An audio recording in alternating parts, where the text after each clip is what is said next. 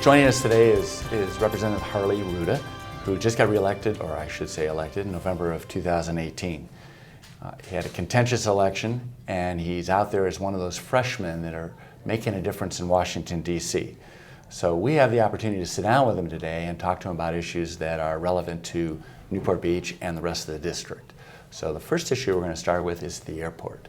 Airport is obviously very contentious, especially if you're in Newport Beach and you live anywhere underneath that flight path. Right. And you know the county has just gone through an EIR, and they're trying to expand the corporate jet side of things, the Right. FBO side. And a lot of times the county is out there going, hey, you know, we can't do anything, it's the FAA. Well, that's kind of your bag. So I wanted to see if there's anything you thought that your office could do to help or to address some of the concerns of your district. Sure. Well, Scott, thanks for having me on here today and being with you. It's a complex issue, and frankly, the county has more authority over what can be done and can't be done than the federal government. But what we know is the situation is that people are suffering from both noise and air pollution because of Next Gen program established under the FAA. Next Gen, good intents. And the intent of Next Gen was to basically provide greater security and fuel efficiency by taking the flight patterns coming in and out of airports across the United States, not just John Wayne. This is an issue that's across the U.S. and basically creating highways in the sky. So what has happened because of that legislation is that we've gone from the old days where it was more of a fanned approach of flights coming in and leaving, which meant everybody got a little bit of pollution, both noise and air, Right. to now it's being concentrated into these specific flight paths, and certain communities are taking the brunt of that air and noise pollution. And Newport Beach is on top of the list. When you look at what's happening there and in Costa Mesa, these are two communities that are probably the most dramatically impacted by that change. So what can we do? From a federal level, we're working with the FAA to see if we can revisit Next Gen and address those two issues by reestablishing how these incoming flights and takeoffs can be changed to modify the impact on certain communities. Second, doing a better job monitoring noise pollution, and then third, doing a better job monitoring the air pollution as well. But at the county level, what I'd like to see the county do more of is community engagement and making sure that the community is being well represented, being listened to, and that any modifications that take place at the airport take into account the community understanding of these issues and how best to address them. One of the things that the county, I know, has indicated in this last generation, all revolving around Next Gen, is that the corporate jets take off. And right now they can take off and land at any time, day or night. There's no curfew restrictions. They have a noise ordinance, but they don't have to comply with the settlement agreement noise restrictions. And one of the things that the county is telling us is that the FAA won't allow them to restrict the corporate jets.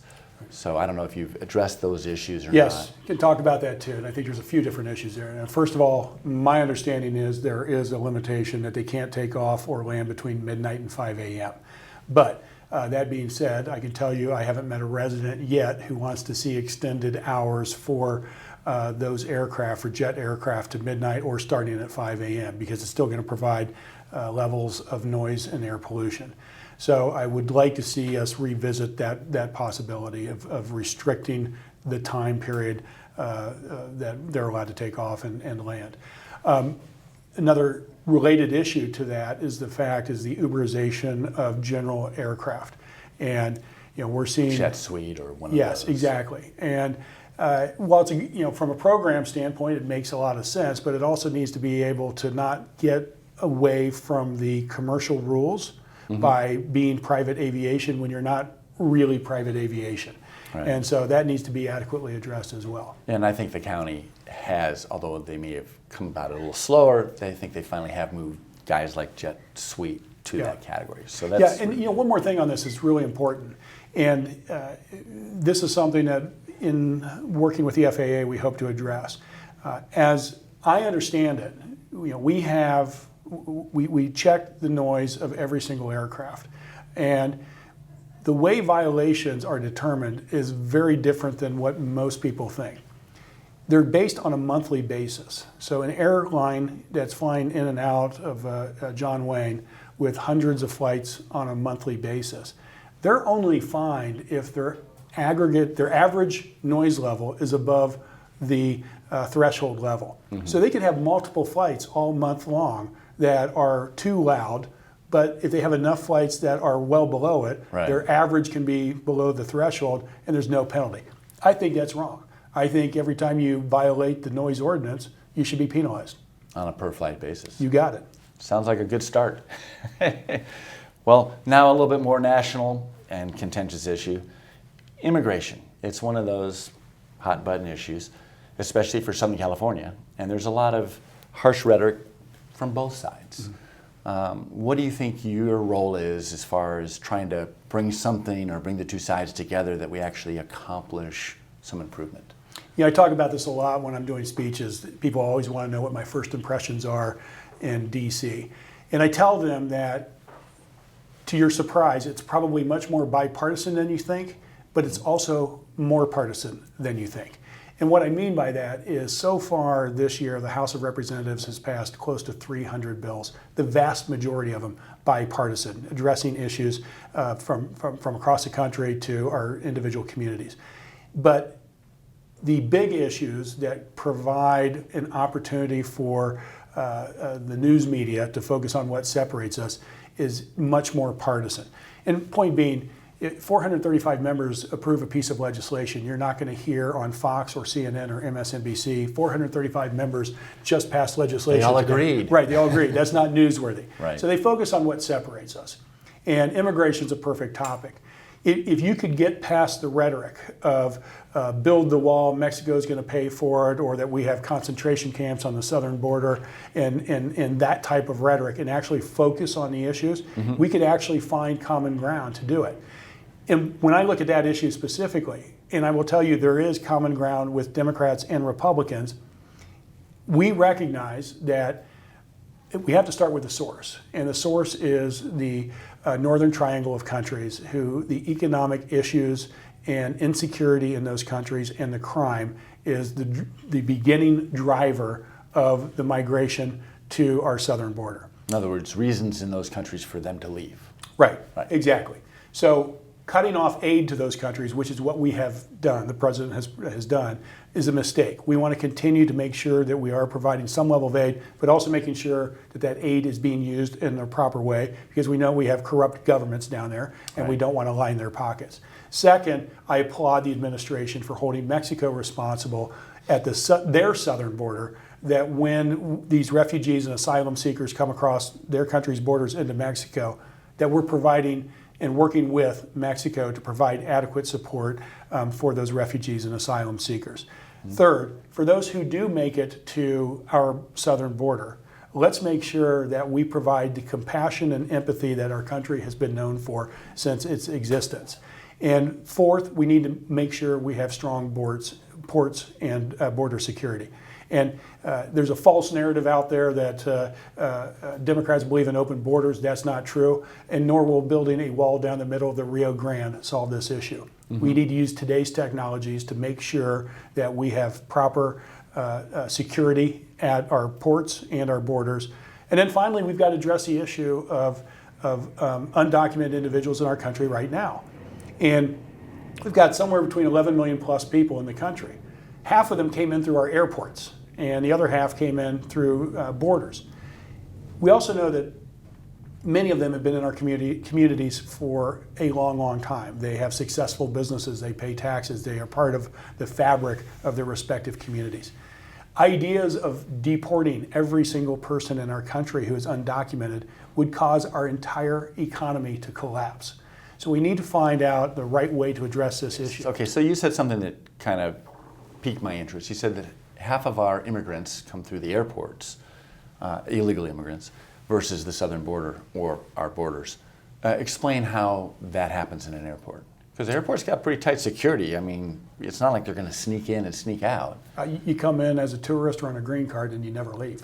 Yeah, so it's enforcement then of visas. You know, they overextend their visas or whatever. Exactly. But we just can't look at the problem solely on the southern border. Yes. So is a wall part of that solution? Well, whether it's a wall, whether it's a fence, whether it's security apparatus, whether it is drones, I tend to want to rely on the experts, and the experts is the Army Corps of Engineers. And so when you look at the Corps and what they recommend, very little is recommended in the way of actual physical walls, because it actually reduces your security because you can't see what's going on the other side. Right. Well, yeah, if you look at Israel, they've got miles and miles of fences, and you can see through them, but they're still physical barriers. They're not necessarily a built wall. Yeah, and you know, we had an agreement in 2013 among Democrats and Republicans for $46 billion for border and port security that passed the Senate 2-1.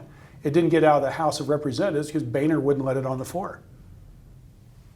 So partisan bickering inside a party.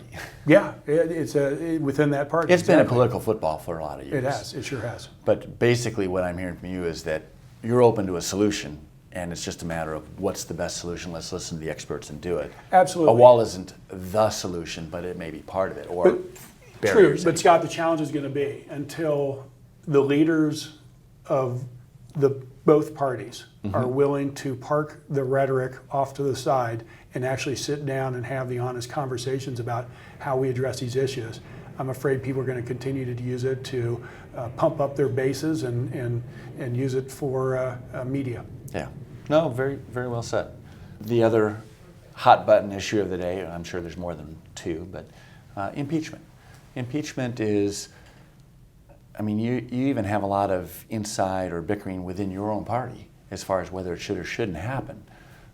Where do you fall on this? What do you think the way forward is on this? Yeah, I'm disappointed that we are being left with virtually no other alternative but to frankly consider an impeachment inquiry. And I came to that conclusion very reluctantly. I didn't go to Congress to impeach Donald Trump. I went to Congress to serve my community, our communities here in the district, and our country. And I also took an oath to the Constitution. And I believe that oath rises above who's in the office, which way the political winds are drifting, or what polling says.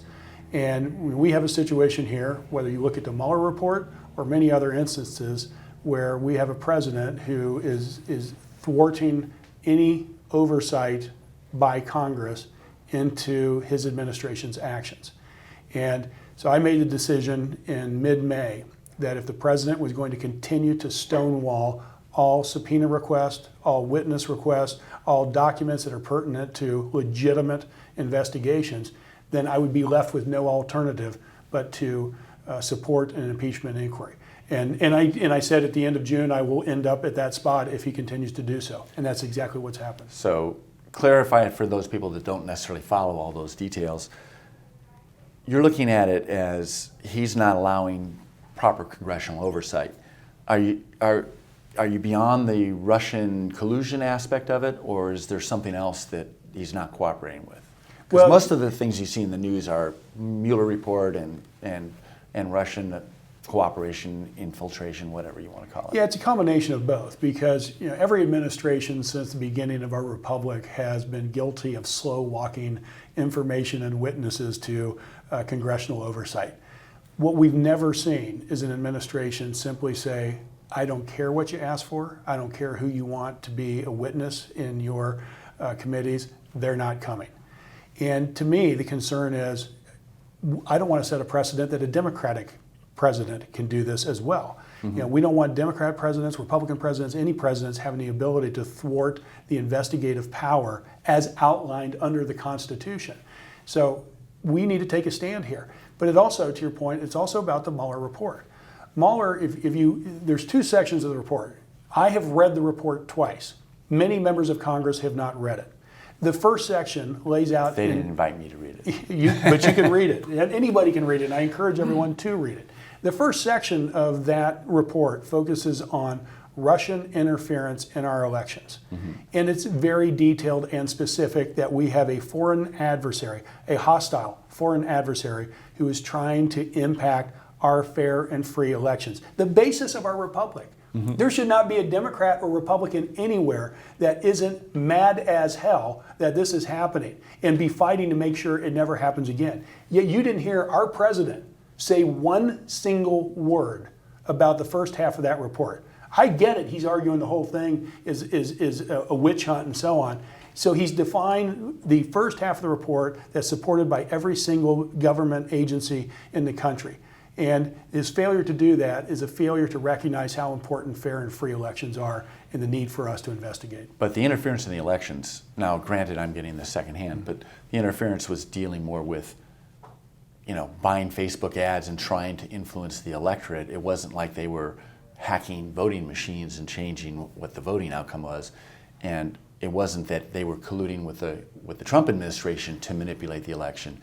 They were trying to influence it like any other corporation or American citizen might. They spent money to try and influence the electorate. Am I right on that? You're partially right. They did try to actually break in and hack into voting systems. But it appears they did not have any luck in doing so.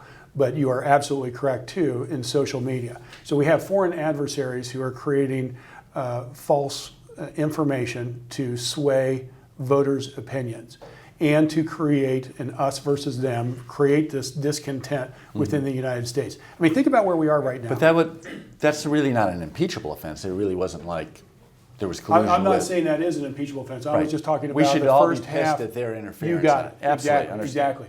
Okay. Now you the said there were second two half, parts. the second half of the report then moves into whether there was obstruction of justice, and there are 10 specific counts laid out in detailed facts by the Mueller report of obstruction of justice, the appearance of obstruction of justice by the president. And the fact that we haven't taken action on that is a concern, and with Mueller being in. So I thought that Mueller basically said, hey, there is these instances of concern of potential obstruction of justice, but there wasn't enough information for him or enough evidence for him to actually indict anybody. So he can't indict anybody by the rules of the Justice Department. His job was to basically do the report and leave it to Congress to take action. Impeachment is in effect indictment. Is one of those things. And he specifically said in his report that if we could exonerate the president, we would. We can't. That should be alarm bells for all of us as well. But in a normal, if the district attorney was investigating you for whatever, and he couldn't find sufficient evidence for you for him to indict you, he's not under any obligation to exonerate you. He would basically just say, hey, there's not enough evidence, and he would drop it. Well, let's again be clear. Why would it be different? Mueller can't indict. By the Right. rules of the Justice Department, he is prohibited from indicting a sitting president. Not allowed to. All he can do is pull the information together and reveal what he has found. And what he has found is troublesome. Okay. The other side would say it's a witch hunt, like you've already indicated. Yeah, but don't you think it's interesting? Are you telling those items are worthy of further investigation and you can't investigate those? Yeah. So I love this witch hunt narrative because it's frankly just full of crap. Because let's look at Mueller. Mueller's a Republican. Mueller was appointed by a Republican who was appointed by a Republican. This investigation was approved by a Republican Congress in 2016. So this was all done with Republicans. This is also a man who has served his country, including 2 Purple Hearts. This is a man that has been belittled and denigrated by the President of the United States repeatedly. Yet he is a true patriot, a true American patriot. And it is a shame that the President has said what he has said about Mr. Mueller. And I take this investigation on its face. I think he's done a heck of a job, and I will say it repeatedly. We all need to read it, and we should all be damn concerned about where our president is taking us.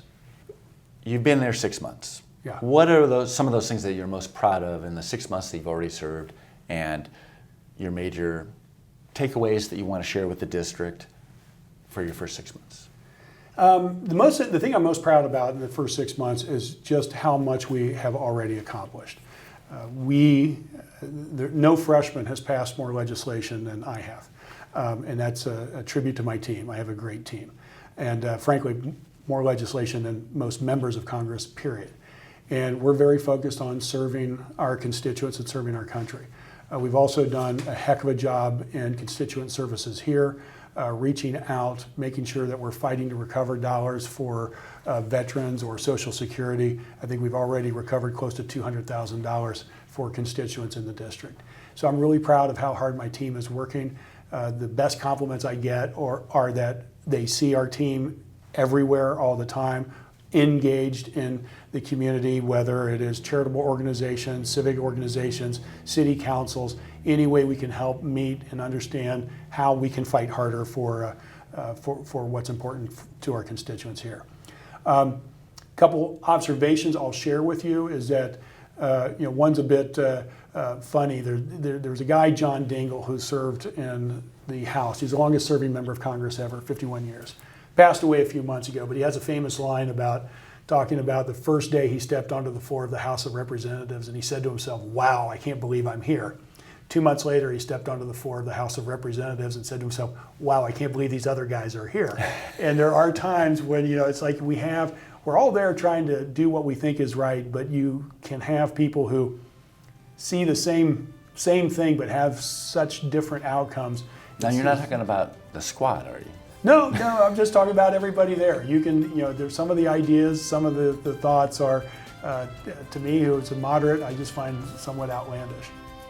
It is a eye-opening experience, I'm sure. Right. What do they say? You don't want to watch sausage or laws being made? Yes, correct. It's an ugly process. It is. Well, thank you so much for being here. I Thank appreciate you. the time. Appreciate it. Thanks. All right. Good luck to you. Thanks.